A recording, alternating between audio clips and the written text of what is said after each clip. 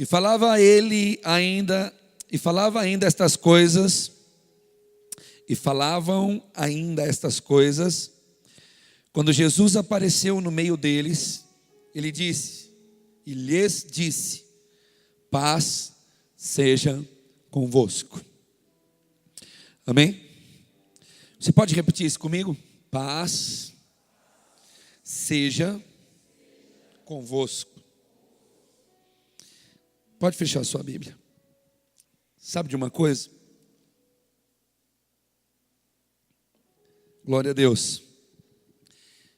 Estou tendo o privilégio de fazer um culto lá em São Paulo. Fiquei tão feliz que o Paulinho e a Michele estão aqui. Levanta aí, Paulinho, para a igreja te conhecer. Michele está com o menininho no colo. Esse é o Paulinho, irmão. Um amigo de muitos anos. Deus abençoe, Paulinho. A gente está tendo o privilégio de fazer um culto lá em São Paulo juntos. Nós nascemos na fé junto. Quando eu conto aqui que eu tinha um amigo que me perguntou que hora que é lá. Que hora que é lá? E eu disse, que hora que é lá o quê, Paulinho? Tá louco? Acabou para mim, você não vai me ver mais aqui. Aí ele disse, que hora que é o culto, tonto. Você quer ir no culto também? Ele quer. E nós somos amigos. E o Paulinho pegou a primeira... Desde os primeiros dias de fé, nós congregávamos juntos, né, Paulinho? Nós íamos de segunda a segunda na igreja. Eu vou palestrar sobre dependência química em alguns lugares esse próximo ano. E uma das coisas que eu vou falar é o tratamento ser possível em casa. É possível o tratamento em casa? Claro que é. Mas para o tratamento acontecer em casa, a casa tem que virar uma comunidade terapêutica. Fora disso, dificilmente um dependente químico vai conseguir obter resultados positivos quando a sua casa é um ambiente que corrobora para o seu vício e não para o seu tratamento. E eu tive o privilégio, mano, de milagrosamente a minha casa virar um ambiente de tratamento. E o Paulinho teve o privilégio de tomar essa água junto, né, Paulinho? Porque minha irmã levava a gente na igreja simplesmente todos os dias. Foram quase 6, não sei, 8 meses, foi bastante tempo. Ela voltava da faculdade correndo, pegava a gente e levava a gente para a igreja. E a gente tomou um gosto tão grande, o Senhor nos salvou de uma forma tão especial. E nós congregamos todos esses anos juntos. E quando eu vim para Bragança, o Paulinho ficou lá. E agora, prove a Deus que a gente está se ajuntando novamente. E na quinta-feira a gente esteve lá num lugar que nós alugamos para fazer esse culto. E alugamos um auditório de um hotel. E alguns amigos foram. E Deus falou tanto com a gente numa mensagem, que eu sinceramente jamais deixaria de pregar essa mensagem aqui. Aí eu fui no Paulinho e falei, Paulinho, segura a onda aí que você vai conhecer. Você vai ouvir de novo o Deus pródigo. O Deus pródigo vai vir de novo. Porque um dia, lendo um livro que minha mãe me deu, 183 mensagens de Charles Spurgeon, eu tenho lido, eu gosto. Apesar de agora estar totalmente aplicado no livro A Igreja Centrada, que eu ganhei da Jéssica, mas que o Jean havia me indicado algum tempo atrás e eu não dei a mínima, né? Desculpa, viu, Jean? Eu não sou arrogante, não, eu sou maloqueiro mesmo, viu, Jean?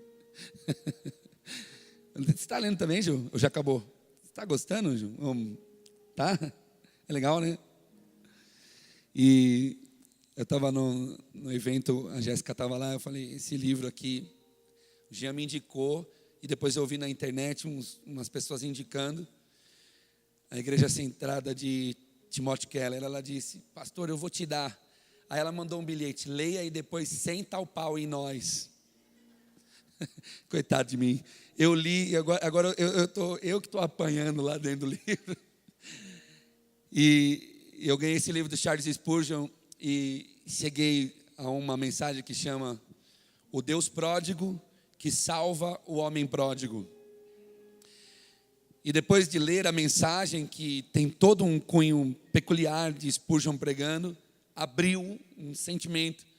Porque é assim, a gente que prega o evangelho, a gente ouve alguém pregar, e a cada momento que aquela pessoa fala, as coisas parecem que surgem várias mensagens, e a leitura também é assim. Então, depois de entender a ideia do que ele estava falando, é que surgiu todo esse sentimento que vou externar para vocês hoje, e para mim também. Por que Spurgeon chamou Deus de Deus pródigo? E por que ele disse que um Deus pródigo salvou um homem pródigo? É pautado na explicação da palavra pródigo. Porque para nós, brasileiros evangélicos, a palavra pródigo, ou o nome pródigo, é significado de alguém que sai da igreja. E que um dia esteve na igreja, então a gente diz, olha, o filho pródigo um dia vai voltar, né? Olha, tal pessoa está afastada da igreja, é o pródigo que saiu. E esse entendimento acabou que cada dia se estabelecendo mais, a ponto de a realidade desta palavra ser esquecida por muita gente ou nem conhecida. Então, pródigo não quer dizer aquele que saiu. Pródigo quer dizer alguém extremamente extravagante, ok? Extravagante. Por isso que a parábola, o filho pródigo, está dizendo, é o filho que sai com a sua herança e vai extravagantemente se destruir. É isso que quer dizer pródigo.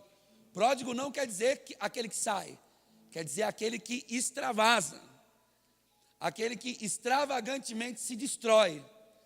Por isso a parábola se chama o filho pródigo. E é claro que depois dessa explicação simples, né, sumiu a palavra, do significado da palavra pródigo, é que eu entendo que Spurgeon lá atrás gritou para quem estava ouvindo ele. Para um filho pródigo, existe também um Deus pródigo. Aleluia, vocês deveriam ter glorificado a Deus. Eu vou tentar. Ok, sendo assim, depois que li, passei a olhar, falei isso quinta-feira lá, passei a olhar para a Bíblia e perceber a extravagância de Deus em favor da humanidade. E compreendi também o que Spurgeon estava tentando falar em sua mensagem. Deus foi muito pródigo, Ele não foi pouco. Deus foi muito extravagante para salvar aquele que extravagantemente estava indo para o inferno. Indo para o inferno com todas as suas extravagâncias. E eu comecei a pensar sobre isso depois de quinta-feira. Eu fiz essa mesma introdução, vou fazer algumas outras aplicações aqui a nível de mudança, mas eu fiquei pensando sobre o filho pródigo. A extravagância dele é a ilustração exata da humanidade. Quando Jesus conta a parábola do filho pródigo, ele está falando de nós. Ele está falando como é que a gente é extravagante no pecado. Fala a verdade, meus irmãos. Olhem para as vossas histórias, né? Dá até vergonha de olhar, né? Eu às vezes falo da minha aqui, mas eu não conto 30%. Porque se eu contar 50%, você já vai colocar em dúvida se você vai congregar comigo ou não. Por isso eu não conto, para ver se você fica por aqui ouvindo o evangelho. Mas eu posso vos afirmar que foi extravagante. Aleluia, foi muito extravagante. Mas eu comecei a pensar sobre como o pecado é extravagante na vida do ser humano e não tem limites. É que a igreja nomeia os piores pecados, como, sei lá, prostituição, adultério. Essas pessoas são mais evidenciadas como as extravagantes em seu pecado. Meu Deus, você viu o que aquela pessoa fez? Mas se nós olharmos para cada um de nós e lembrarmos da nossa história, a gente vai dizer, meu Deus do céu, põe extravagância nisso.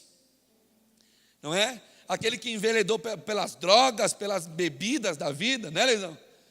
Vinha na madrugada nas estradas de terra, não sabia nem para onde nem de onde vir, nem para onde ia, né?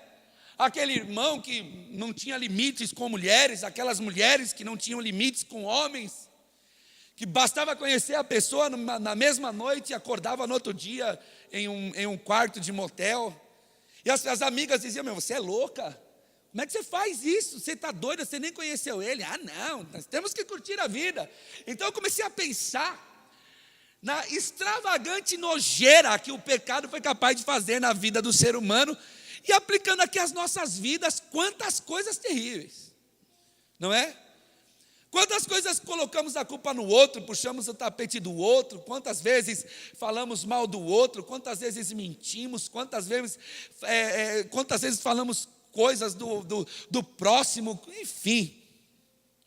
Só verdadeiramente um Deus muito pródigo, muito extravagante em seus feitos, seria capaz de nos amar. Eu amo gritar isso quando nós estamos cantando Grande ao Senhor, naquela parte que diz: queremos o teu nome engrandecer e agradecer-te por tua obra em nossas vidas. Você sempre vai ouvir um grito lá do fundo: obrigado, Senhor, porque só o Senhor poderia ter feito o que fez. Não tinha mais ninguém. Eu não sei na sua, quantos têm consciência de que só o Senhor poderia ter feito tal obra? Pode glorificar o nome do Senhor Jesus. Tinha jeito, Kevin? Tinha outro jeito? Existia outra forma de chegarmos até aqui? Coitado de a gente, né, irmão? Tinha outra forma, irmão? Não tinha. Ele foi literalmente extravagante com a gente, porque para entender a gente e para querer a gente surge, quando Paulo fala aos Colossenses que Deus estava em Cristo, reconciliando consigo mesmo o mundo, ele não estava brincando. Quando o apóstolo São Paulo diz que ele morreu por nós ainda sendo pecadores, o que ele estava dizendo era isso.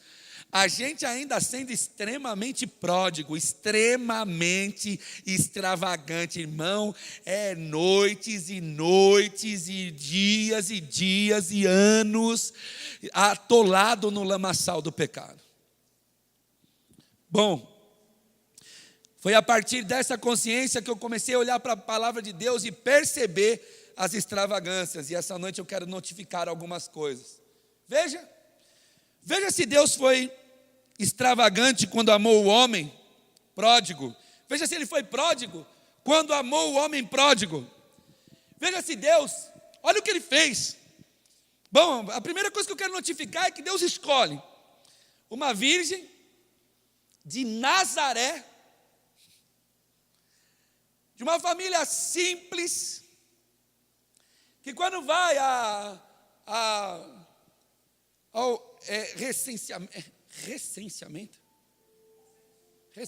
ao seu censo, é porque era né?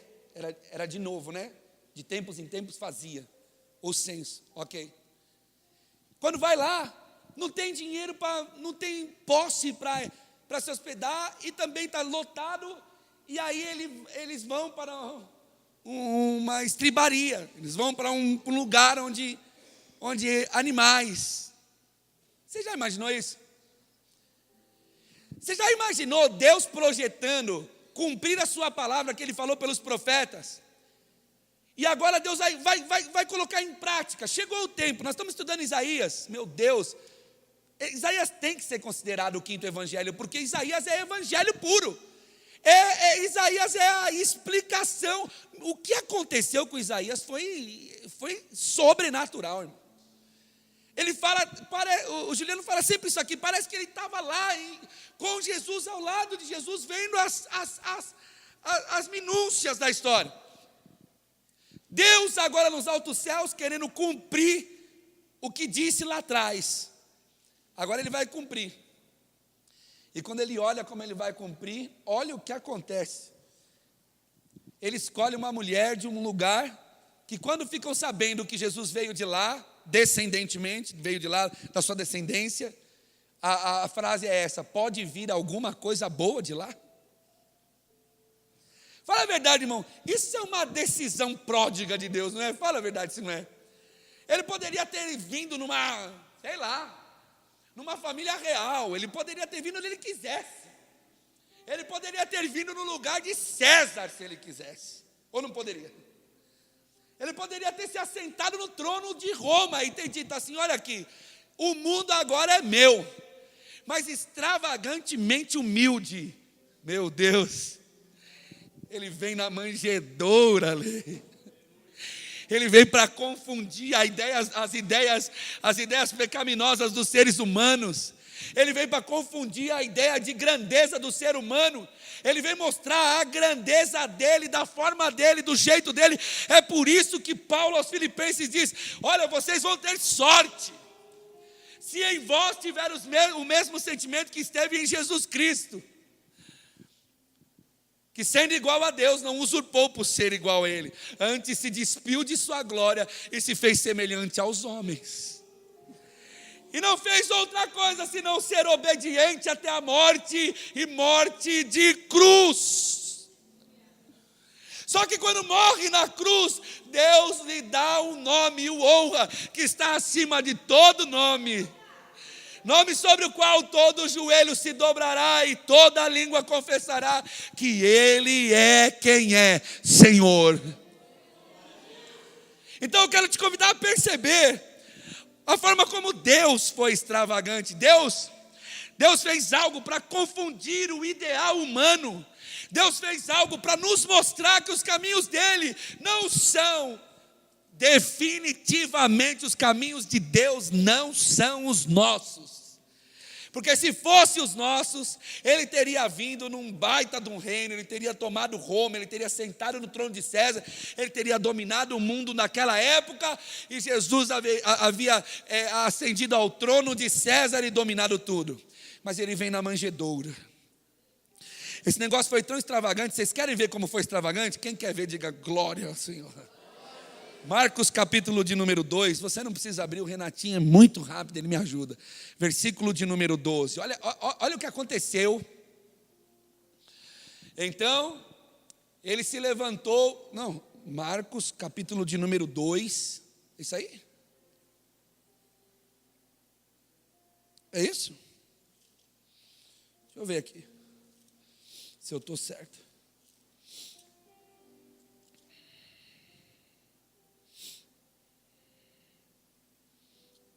Eu acho que eu errei, hein?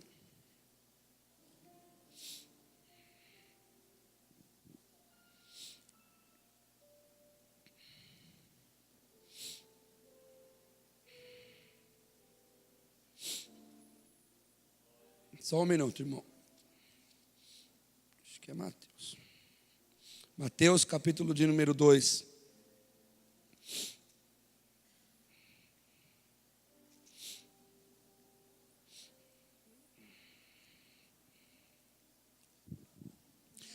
Olha, irmão, eu fiz uma anotação errada aqui, mas eu vou achar, tá?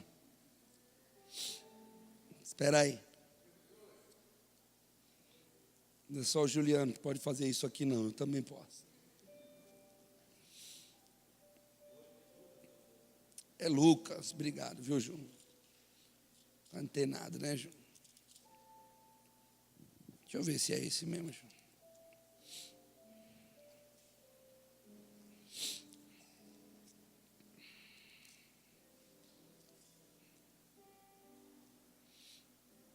Obrigado. Vamos do 8. Lucas, capítulo de número 2, verso de número 8. Eu não tenho Marcos. Olha lá. Havia naquela mesma região pastores que viviam no campo e guardavam o seu rebanho durante as vigílias da noite. E um anjo do Senhor desceu aonde eles estavam e a glória do Senhor brilhou ao redor deles. E ficaram tomados de grande temor. O anjo, porém, lhes disse: não temais, eis que vos trago boa nova de grande alegria, que o será para todo o povo. É que hoje vos nasceu na cidade de Davi o Salvador, que é Cristo o Senhor. Isto vos servirá de sinal: encontrareis uma criança envolta em faixas e deitada em uma manjedoura. Olha agora o que aconteceu. Subitamente apareceu com um anjo uma multidão da milícia celestial, louvando e dizendo: glória a Deus nas maiores alturas, e paz na terra entre os homens. Obrigado, Gil. Paz na terra entre os homens que Ele quer bem. Que Deus tem boa vontade. Olha o que Deus prepara para a sua encarnação. Manjedoura, uma virgem simples, um lugar simples, mas agora parece que Deus dá um toque na milícia dos anjos e diz assim, ó, chegou a hora. Vai uma multidão para aquele momento que vai acontecer a minha promessa.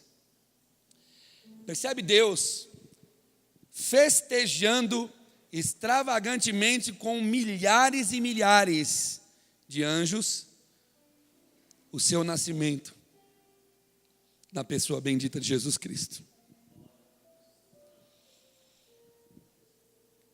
Bom, depois que Jesus nasce, fica anos sem se manifestar, depois de manifestar como criança, ainda quando criança no templo, depois ele fica imerso na sociedade, ele não tem sinais, não tem escrita, mas de repente, ele ascende e é levado ao deserto.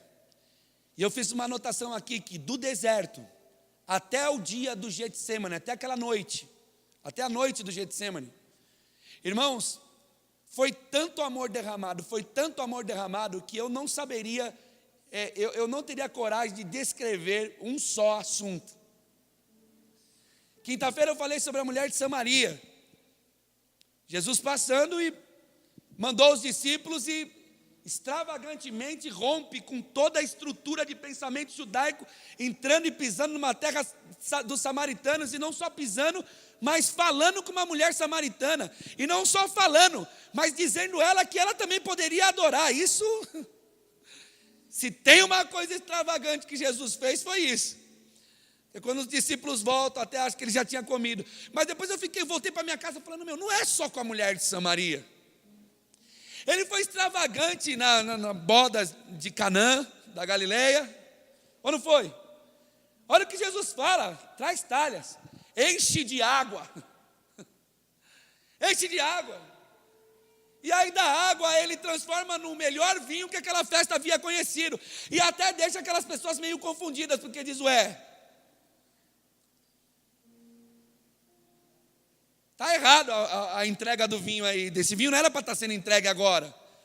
Mas aí depois escrevendo essa mensagem para hoje, eu disse, eu gostaria da participação dos irmãos que estão lendo a Bíblia Sagrada, que estão vivendo em Cristo. Fala aí, irmão, qual a extravagância dos tempos em que Jesus andou e que os discípulos relataram, que você gostaria de dizer, meu Deus, essa foi demais. Olha, se eu conheço bem a minha esposa, com certeza ela diria, eu acho que foi a de Lucas 7. A de Lucas 7 foi demais, irmão. Fala a verdade. Ela entra lá, começa a adorar, a chorar. Diria que a visita na casa do leproso, o Simão. E a cura da mulher do fluxo de sangue. Meu Deus, já ouviu essa? Ela toca na orla, a virtude sai de Jesus. Sai de Jesus, sem avisar ele que vai sair. Você já se ligou nisso? Que a virtude sai dele, sem falar para ele. Agora, quem é que mandou a virtude sair dele, sem ele falar que queria que saísse? Porque tudo que Jesus fez porque quis. Alguém encostou, ele disse, Senhor, eu te adoro. Ele disse, eu te curo. Mas essa mulher encostou na orla e diz que a virtude saiu por vontade própria. A virtude não perguntou para ele, Senhor, tem uma mulher te tocando aí, tem fluxo de sangue há tantos anos, posso curar ela? Posso? Não perguntou, a virtude simplesmente sai. A gente vê os 4 amigos que vão levar aquele amigo paralítico, que recebem de Jesus o maior prêmio de alguém que está buscando alguma coisa nele. Diz que Jesus olhou para o teto aberto e disse, eu vejo a vossa fé. A gente vê o paralítico de Cafarnaum, não é? A gente vê o cego de Jericó, que grita e os discípulos dizem, para de gritar, não importuna o mestre, e quanto mais falam para ele parar de gritar, mais ele grita. Então se você olhar, você vai ver que Jesus foi literalmente a revelação do Deus pródigo. Chega num absurdo de eles dizerem, esse come e bebe com quem? Com os pecadores. E no ideal deles, o Cristo ficar no meio dos pecadores não estava dentro dos planos deles verem uma coisa dessa.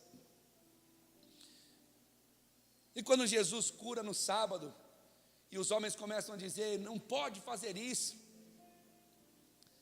E o texto chama ele de Senhor do sábado. E quando ele fica sabendo que Lázaro está morto, está doente, ele fala que não vai na hora. E depois de dias ele vai lá. E quando chega lá, Maria corre e diz, olha Senhor, se tu estivesses aqui, ele não teria morrido, mas já morreu. E já tem 3 dias que está lá. E já cheira mal. Aí ele fala, vamos lá. Vamos lá que eu vou mostrar para vocês o que é extravagância. Vamos lá que eu vou mostrar para vocês do que a minha extravagância é capaz. E quando ele chama Lázaro para fora, todo mundo... Tem até a hora que os homens dos termos de Jerusalém vão atrás dele lá no deserto, porque já tinham comido muito pães e peixes. Aí quando chega lá, Jesus extravasa dizendo, chega de pão e peixe para vocês. Não tem mais pão e peixe para vocês, agora vocês vão ficar com um sinal. Agora o que vai restar para vocês é a minha mensagem, porque pão não tem mais e peixe não tem mais. Desde então um monte de gente começou a deixar de seguir ele. E nós abordamos isso aqui na semana, né? Que ele começou a falar que era o pão da vida e os caras começaram a ir embora. E os discípulos vêm, Senhor, pelo amor de Deus, para com essa mensagem. Está todo mundo indo embora, nosso ministério está afundando. Não tem gente, não tem sucesso. Porque como pode um ministério de Deus não ter muita gente? Porque se Deus está se revelando e fazendo a sua obra, as pessoas estão lá. Mas agora as pessoas estão indo embora, porque ele está falando que é o pão da vida. E quando os discípulos vêm pedir para ele parar de falar aquilo, ele extravasa o seu amor aos discípulos. Sabem de que jeito? Quer vocês também seguir eles? Fiquem à vontade. E aí Pedro fala que ele não ia para lugar nenhum, porque só ele tinha palavras de vida eterna. Então se nós olharmos para os evangelhos, a gente vai ver tanta coisa. A gente vai ver Jesus desconstruindo ideias. A gente vai ver Jesus passando por cima de coisas que ninguém passaria. E se eu deixasse você falar alguma passagem, certamente você levantaria a mão e diria, vamos lá, vamos fazer esse teste. Alguém fala uma aí. Já falei da samaritana, Léo. Fala aí, Gia. Oi? Mulher encurvada, só olhava para baixo. Hã? O ladrão da cruz. Jean Carlos não me deixa pregar, Jean Carlos. Não tem como fazer a exegese, a hermenêutica. Nossa. Do centurião é top, hein, né? Fala a verdade. E o samaritano que volta depois de ser curado da lepra? O único que voltou. Jesus cura 10 e o único que volta é ele. Mas do servo do centurião é louco mesmo. Porque ele vem pedir ao Senhor que ajude um servo que está doente, né? Aí o Senhor diz, vamos então lá na tua casa para ver esse negócio. Vamos logo ver essa parada, vamos ver o que acontece. Aí o servo diz, não, espera aí, Senhor. O Senhor não precisa ir lá na minha casa. Porque eu sou Senhor. E se eu mando quem me serve ir, eles vão. E se eu mando voltar, volta. E se eu mando sentar, senta. Se eu mando correr, corre. E eu sei que tu és Senhor.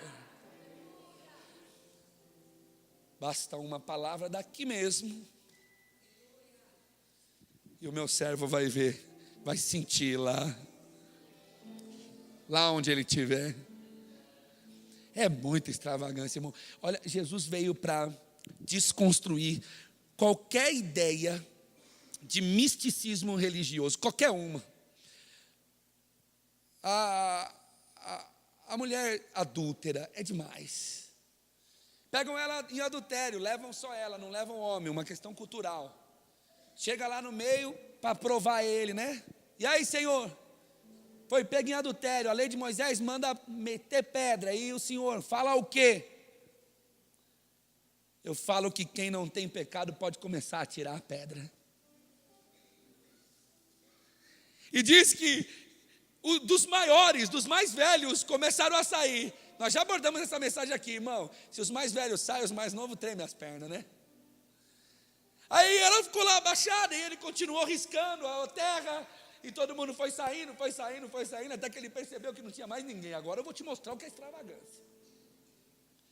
Ela foi pega em ato de adultério. Quanto tempo demorou da cama que ela foi pega até Jesus? Alguém sabe? Não, mas deve ter sido alguns minutos no máximo. Não é isso? Sei lá, algum tempo, pouco. É levado até Jesus, acontece toda essa cena, os caras saem todos com as pedras, largam as pedras e vão embora. Agora olha a conversa dele com a mulher que estava na cama alguns minutos atrás, com outro homem que não era o marido dela. Ei, mulher? Aí eu acho que ela não levantou muita cabeça de vergonha, né? Ela diz, pois não, Senhor. Ele diz, onde é que estão os teus acusadores? Ela fala, não tem.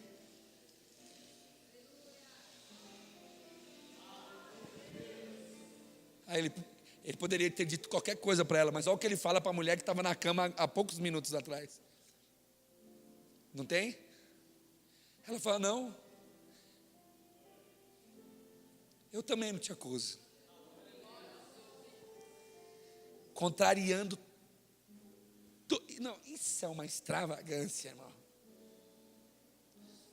Isso é uma loucura de extravagância. Falar para uma mulher que estava na cama 15 minutos atrás com outro homem que ela não tem. Fala, fé. Dos discípulos, você gosta também, né, filho? Meu Deus do céu. Chega lá na mesa da ceia, os discípulos estão lá. Aí Jesus resolve tirar a roupa, pegar uma toalha, pegar uma talha de água. E começa a querer lavar os pés dos discípulos. Aí vai Pedro falar, não, meu pé tu não vai lavar não, Senhor, porque... Aí ele diz, Pedro, se eu não lavar teu pé, você não tem parte comigo. Ele diz, então lava logo tudo. Aí eles, não, pera, Pedro, vamos colocar as coisas no lugar.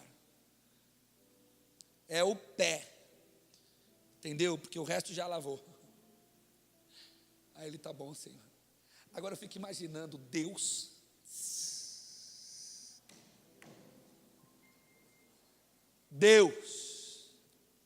Falou, Gil? É o Deus que lava pé de ser humano pecador. Irmão, enquanto eu estou aqui pregando essa mensagem, você consegue entender alguma proximidade entre a mensagem bíblica e a mensagem dessas teologias fajutas que estão por aí? Olha a mensagem bíblica. O Deus que encarna para lavar pé cascudo de homem.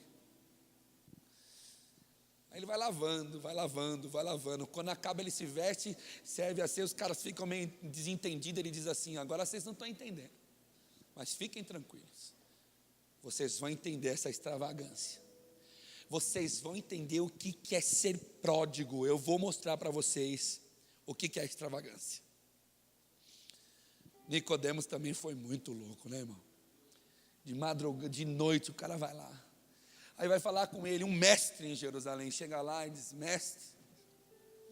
Aí Jesus já manda logo uma ideia para ele entender. É necessário que o homem nasça de novo, Nicodemos. O que eu acho lindo dessa história é que termina, essa história, ela desemboca no verso que a gente mais ama recitar. Porque Deus amou o mundo de tal maneira. Agora eu entendi o que é tal. Agora eu entendi. Vou pregar essa na Fundação Casa, quintona. Não, quinta eu não vou estar aqui. Agora eu entendi o que é tal. Sabe o que é tal? Tal é extravagante. Então vamos recitar, porque Deus amou o mundo extravagantemente, que foi capaz de dar o seu único filho para todo aquele que crê na sua extravagância de amor, não pereça, mas tenha vida eterna. Aleluia, aleluia. Ele nos salvou.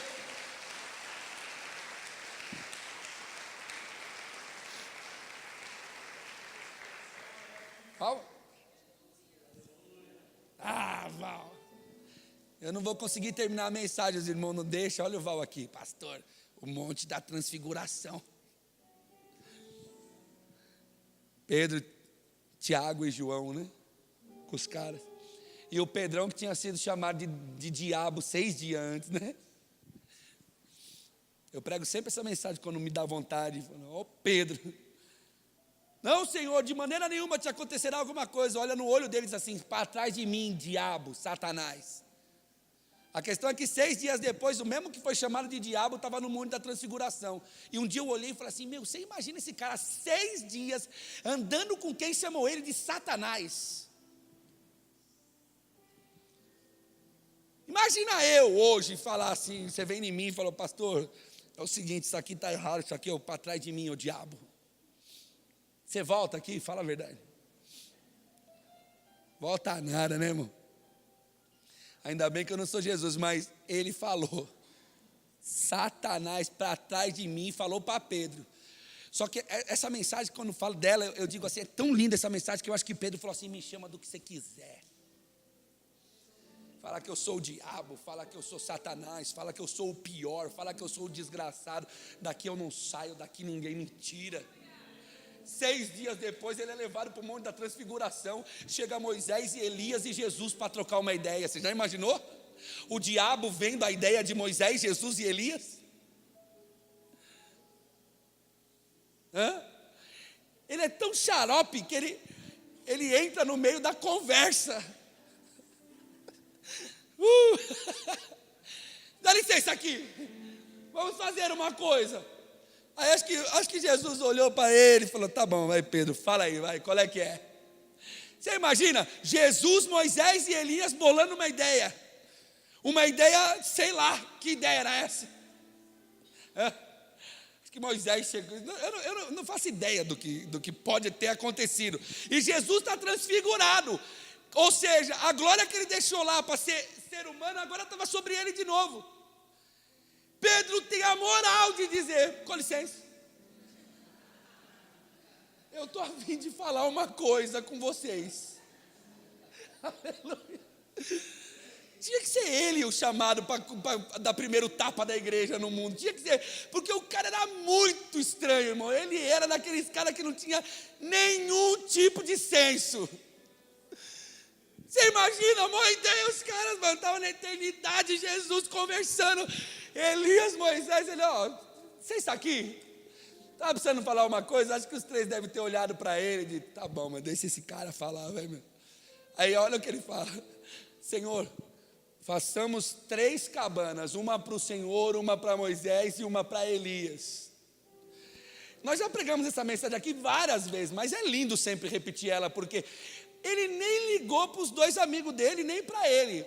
A ideia dele era o seguinte, se chover, se vir vento, se cair o mundo, os caras eles estão na cabana, vai continuar. Essa mensagem inclusive chama, tentando eternizar o encontro de Jesus com Moisés e Elias. Porque o que ele estava querendo era que a mensagem, que aquele momento não fosse interrompida. Eles vão fazer uma cabana, vai chover, se chover eles vão querer sair fora. E nós estamos nessa situação aqui. Só que ele não está nem aí com os amigos, ele só está aí com Jesus, Moisés e Elias. Ele entra na história para mandar fazer cabana, imagina. Mas Jesus transfigurado, extravagantemente resolvendo cumprir a sua obra. Tá bom, né, irmão? Ah, Mariana, Jesus na casa de Zaqueu é extravagância total. Olha como termina a conversa. Senhor, decidi uma coisinha. Você decidiu, Zaqueu?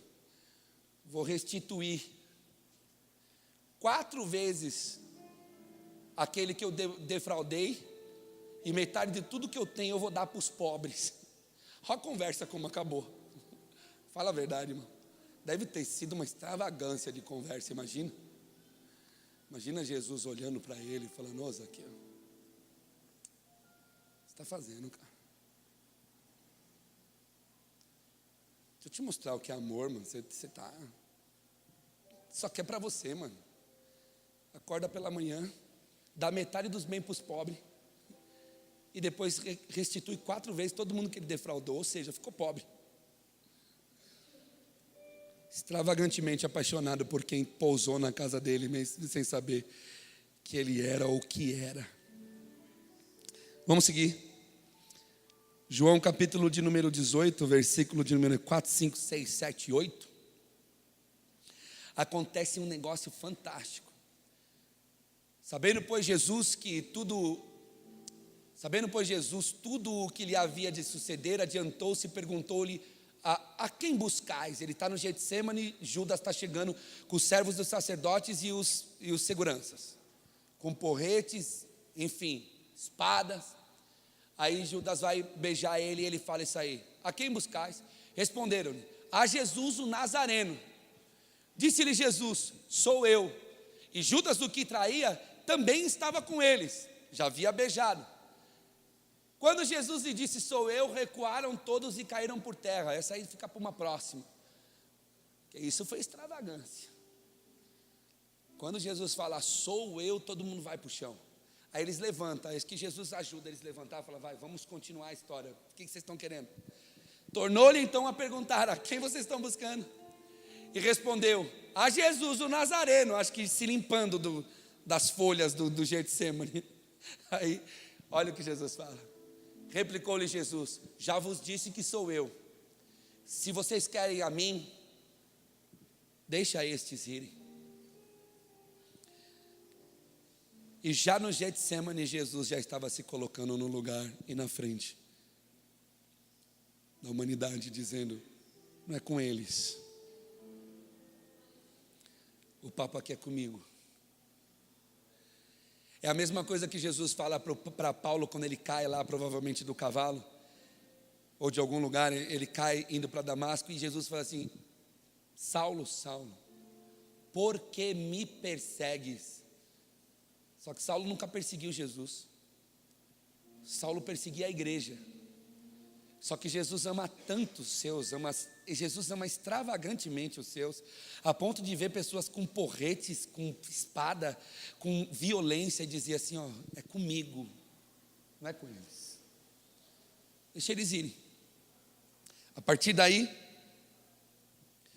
eu vou querer ler um texto, João capítulo de número 28. Já estou terminando.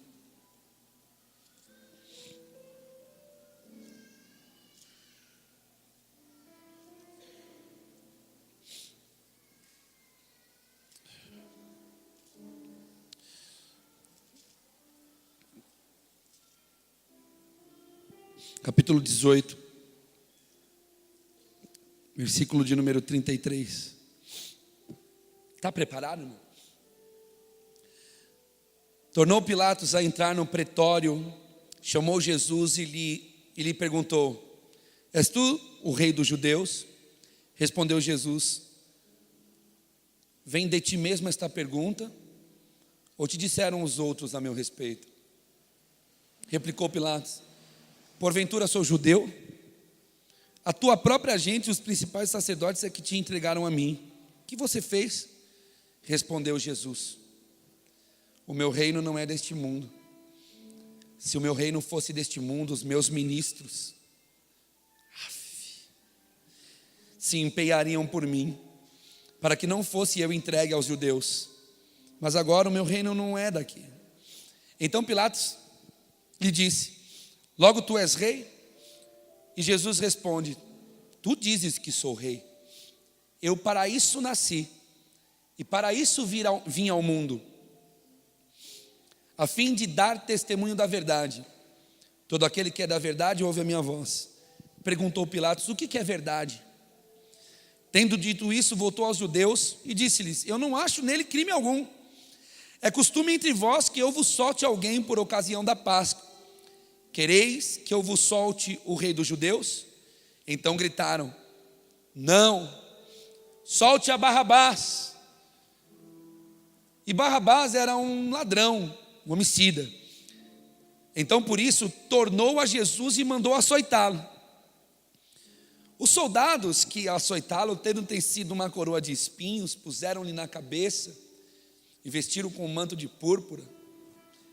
Chegavam-se a ele e diziam: salve, rei dos judeus. E davam-lhes bofeteada na cara. Outra vez saiu Pilatos e lhe disse: eis que eu vou-lo apresento para que saibais que eu não acho nele crime algum. Saiu, pois, Jesus trazendo a coroa de espinhos e um manto de púrpura. Disse-lhes Pilatos: eis o homem. Ao verem os principais dos sacerdotes, começaram a gritar: crucificam, crucificam. Disse-lhe Pilatos: tomai vós outros e crucificai-o vocês, porque eu não acho nele crime algum. Responderam os judeus: temos uma lei, de conformidade com a lei, ele deve morrer, porque a si mesmo se fez filho de Deus. Pilatos, ouvindo tal declaração, ainda mais atemorizado ficou, e tornando a entrar no pretório, perguntou a Jesus: de onde é que você é? Mas Jesus não deu resposta nenhuma. Então Pilatos o advertiu: você não pode me responder o que está acontecendo? Você não sabe que eu tenho autoridade para te livrar, para não te crucificar? Respondeu Jesus: nenhuma autoridade teria sobre mim, se de cima não te fosse dada. Por isso, quem me entregou a ti tem maior pecado. A partir deste momento, Pilatos procurava soltá-lo, mas os judeus clamavam: se soltas a este, tu és inimigo de César. Aquele que se faz rei é contra César. Ouvindo Pilatos essas coisas, trouxe Jesus para fora e sentou-se no tribunal, no lugar, no pavimento, no hebraico Gabatá, e era a Parasceve Pascual, cerca da hora sexta, e disse os judeus: eis aqui o vosso rei. Eles, porém, clamavam: fora, fora, crucifica-o. Disse-lhe Pilatos: hei de crucificar o vosso rei? Responderam os principais dos sacerdotes: não temos rei senão César. Então Pilatos o entregou para ser crucificado. O que é interessante é que Pilatos tenta a todo momento livrar Jesus ou interromper Jesus da sua extravagância de amor. Mas ele fica extravagantemente em silêncio. E segundo as Escrituras, a partir desse momento, ele é levado ao Calvário. Ele é levado ao Calvário de uma forma cruel,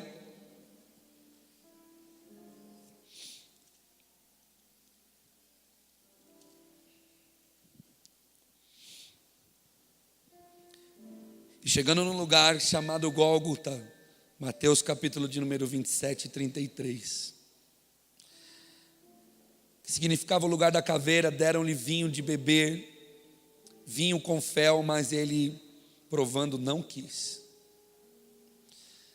Depois de o crucificarem, repartiram de si as suas vestes, tirando sorte, e assentados ali o guardavam. E por cima da sua cabeça puseram uma escrita de acusação: este é Jesus, o rei dos judeus. E foram crucificados com ele 2 ladrões, um à direita e outro à esquerda. E os que iam passando blasfemavam dele, meneando a cabeça, dizendo: ó tu que destróis o santuário em 3 dias e reedifica, salva-te a ti mesmo, se és filho de Deus, desce dessa cruz. De igual modo, os principais sacerdotes com os escribas e os anciões escarneciam, dizendo: salvou aos outros, e não pode salvar a si mesmo. Tu não és rei de Israel, desça da cruz, então queremos que tu és quem fala. Você confiou em Deus, pois Deus venha livrá-lo agora, se de fato você lhe quer bem, porque disse: eu sou filho de Deus, e eles estavam dizendo: você não é o filho de Deus, cadê Deus para te livrar? E as mesmas coisas diziam os ladrões que estavam com ele. E desde a hora sexta até a hora nona houve trevas sobre toda a terra. E agora eu quero que você veja Deus tapando a luz do sol.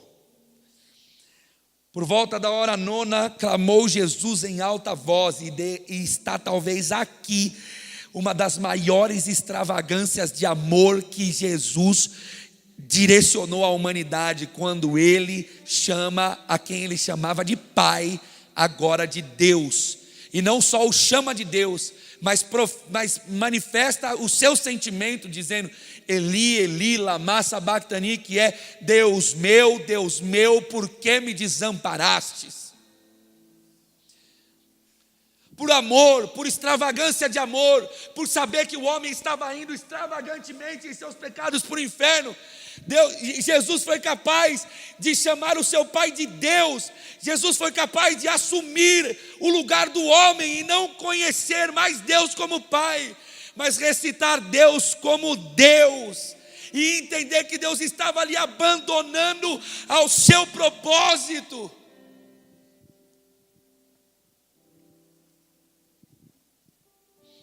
E logo um deles correu a buscar uma esponja e tendo embebido de vinagre, tentou colocar na ponta do caniço e deu de beber, mas ele não bebeu. Os outros, porém, dizem: deixa, vamos ver se Elias vem salvar. E Jesus, clamando em alta voz, gritou aquilo que a gente ouve muito aqui: tetelestai,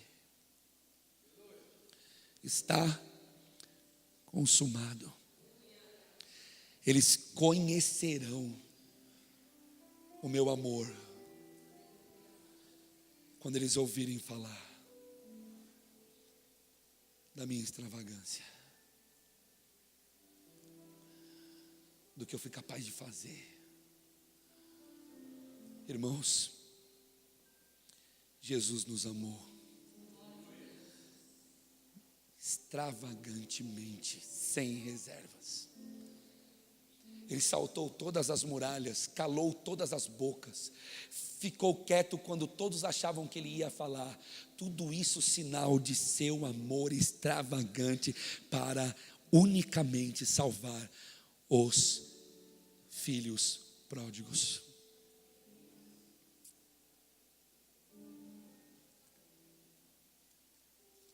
A extravagância não para por aí.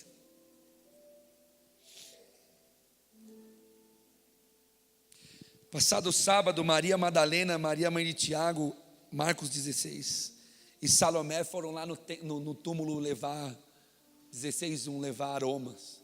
E elas fazem uma pergunta uma para a outra: quem será?